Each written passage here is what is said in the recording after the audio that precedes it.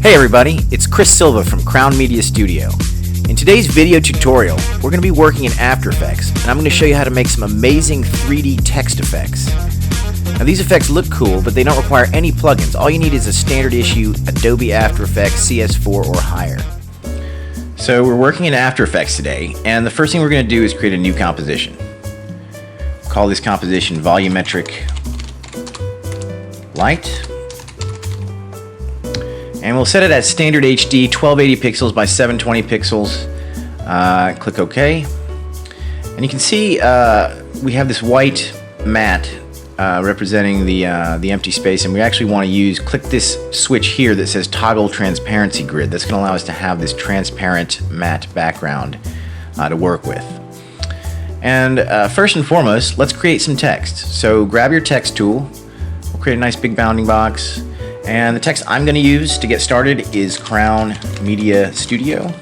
You can use any text you'd like, any font you'd like. I like to have it set color-wise to this nice light gray. Just to get started, we'll compress our bounding boxes, use our Move tool, and go ahead and center the text. Now what I want you to do is go ahead and right-click on the layer, and we'll choose this option here, Precompose. What that's going to do is it's going to go ahead and take this layer and make it into a new composition, a fully rendered composition. So we'll make sure Move All Attributes to the new composition is selected, click OK, and you can see there now we have a full composition out of that layer. We double click it, it opens the composition, we've got our text layer. What this is going to allow us to do is go through the main composition, but if at any time we want to update the text, change the text in the project, we can open up this composition and just alter the text layer. So we'll go to our main comp, Volumetric Light. And the next thing we're going to want to do is create a new solid. Create a new solid, and we're going to call this solid floor. Go ahead and set the color of this solid to be a slightly darker gray than the text. So go ahead and choose a nice dark gray. Okay. Okay. So what we're going to do now is we're going to toggle the 3D layer switch for both the floor layer and the text layer. And then click and hold W after selecting the floor layer, and you can rotate this floor layer to become, well, floor in XYZ space. And we'll use the Move tool just to move it to where it's just below the text. And then you can press S or open your transform tools and increase your scale size to make this so that it fills out all the foreground. Next thing we're going to do is create a new camera. So right click, New Camera. For this project I like to use either 28mm, or we can also use 35mm, it's up to you. Go ahead and click OK, make the new camera. And then next we're going to create another new solid. So right click, New Solid, and this one we'll call Background. And for the background we want it to be set at the color black.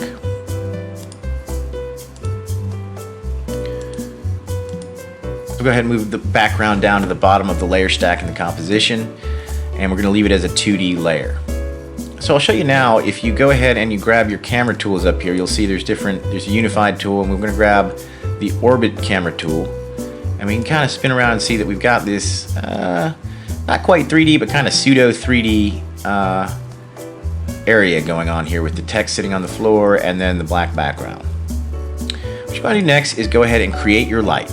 So right click, New Light. We want it to be a point light, color set to white, and we want to make sure that this box here is checked, Cast Shadows. So now we've got our point light, and by default in Z space it's kind of in front of the text, so we want to go ahead and move the point light on the Z axis and put it behind the text, and then maybe move it up a little bit. And then if we select the point light and tap AA, we can increase the intensity of the light under light options until we see it backlighting that text really well. And you might reposition the light just to taste, depending on how you want the look of your final composition to be. So now let's select the text layer, click AA, and it'll open your material options, and we'll go ahead and we'll set Cast Shadows from off to on. And now we can see we've got this point light that's casting these foreground shadows based on the text. So if we take our orbit camera tool again and take a look around, You can see we're starting to make some progress here. So what we want to do now is create a light source, and to do that we're going to right click, create new solid. We'll make a solid, we'll call it light source, and we want the color of this solid to be white. So now let's take the ellipse tool and we'll create a circle, and to do that you just hold Control Shift Alt and you can go ahead and make a perfect circle just like this one here. We'll make it a 3D layer, and then tap AA to open up your material options, and where it says accepts lights we want to set this to off. We'll go ahead and move the light source shape, the white circle, back in Z space so that it's behind the text. So everything's looking pretty good, except for you'll notice if we take our camera here, the white circle is kind of dipping down below the floor. You can't see it through the floor. So what we'll do is we'll select the floor layer, and if we go to toggle switches and modes, click that, and you'll see instead of setting it to normal mode, we'll drop that down and we'll set it to screen mode. Okay, so now I want to create a new adjustment layer. New adjustment layer. And this adjustment layer is going to be affecting the layer below it, the light source. And the effect we're going to want to use is called Fast Radial Blur. So we'll come into our effects and we'll just look for Fast. There it is, Radial Fast Blur it's called. So we're going to use the Radial Fast Blur and apply that to the adjustment layer. And you can see it already gives us that really nice kind of blurred look with the expansive. It's looking a little bit more volumetric here with the fast blur applied. So I'm going to pull the amount down a little bit on the fast blur, and you can see we can get a little more. If we pull it all the way off, we've got the original, and then pull it up, we get that blurred volumetric light look. It's pretty cool. So right click and we'll add a color correction curves effect to this adjustment layer. And what you want to do is grab the RGB pin here and move it over until you see just the most intense light coming from the background. This is also an opportunity to go ahead and adjust your reds, greens, and blues. And if we want to do a red, we can do red. I like to do the greens. I like to do the green and blues. So you can see now we've made some pretty dramatic adjustments with the radial fast blur effect adjustment layer, along with the curves, compressing that light and changing the color palette here. So what we're going to want to do now is create that nice gem look that goes behind the text that I was showing you in the original video. We'll do that. We'll create a new solid. And we'll go ahead and we'll add the effect fractal noise. So type in your effects fractal, and it should pull up fractal noise. We'll go ahead and apply that to this new solid, which we can rename fractals. And then we'll come up here. I like to set it to dynamic, and soft linear is good. We'll open up our subsettings, and we can go ahead and mess with the rotation a little bit until we get a nice kind of fiery looking set of fractals. And then what we can do is take our ellipse tool, and we'll go ahead and we'll create this nice ellipse. Toggle our switches again, and we'll make the fractals layer a 3D layer as well. So once we've got the fractals layer set as a 3D layer, let's go ahead and just move it down in the list of objects and elements to being behind the text. And that should place it behind the text. And we'll just move it up here and kind of expand it just a little bit to where we've got our text fully in front of that. And then let's go ahead and we'll add a curves color correction effect to the fractals, curves. Anyway, just play with it till you get what you like.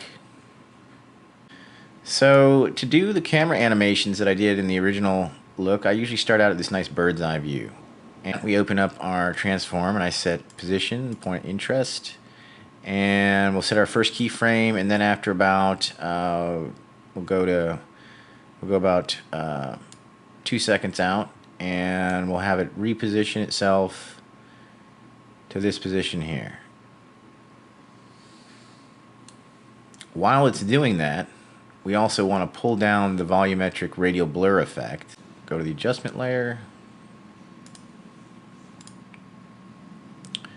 click on effects, fast radial blur, amount. So as it's descending, we'll have it pull that radial blur amount down just a little bit. 15. And I'm going to have the starting amount actually up a little bit to where it starts at about 80%. So now you can see if we play it back, got a pretty nice volumetric light effect behind our text. So now select the camera layer and go to the keyframe here, and you'll right click on the keyframe and go to keyframe time.